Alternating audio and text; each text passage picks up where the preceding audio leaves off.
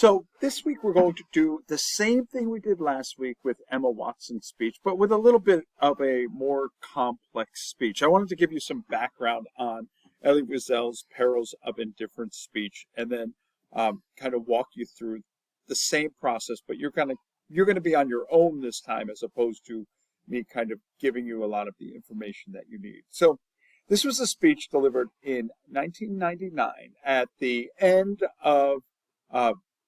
at the end of a prolonged period of tension and war in what used to be Yugoslavia. We now know it as three different countries, primarily Croatia. But Elie Wiesel gave a speech to a joint session of congressional leaders and, at the time, President Bill Clinton and his wife Hillary Clinton. And in the speech, he is citing his own history. He's talking about his experience as a Holocaust survivor and being liberated by the United States Army. But he uses that to both celebrate and, in a lot of ways, warn and somewhat chastise the United States for their stance on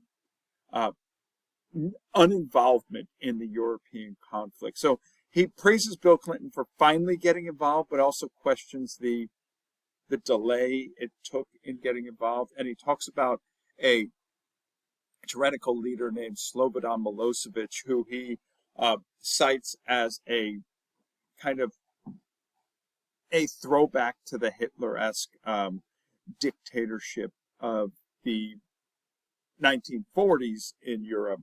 So his aggression caused unrest and war in a lot of Central Europe during the 1990s. This was the kind of culmination of that.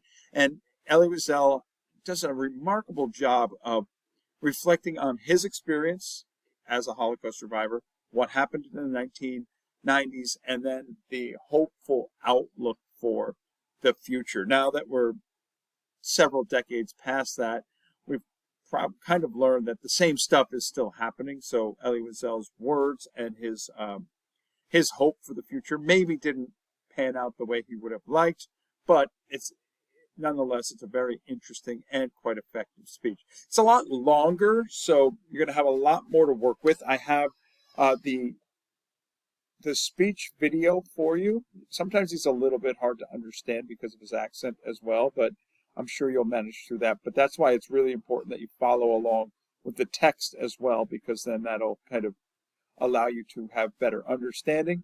And then what you're going to do a tramping response, but this time you're going to do it all on your own. You're going to actually do the acronym, and then you're going to do the exact same thing where at the end you take the explication and you explain why it was an effective speech. You give that kind of insight into your analysis of this speech.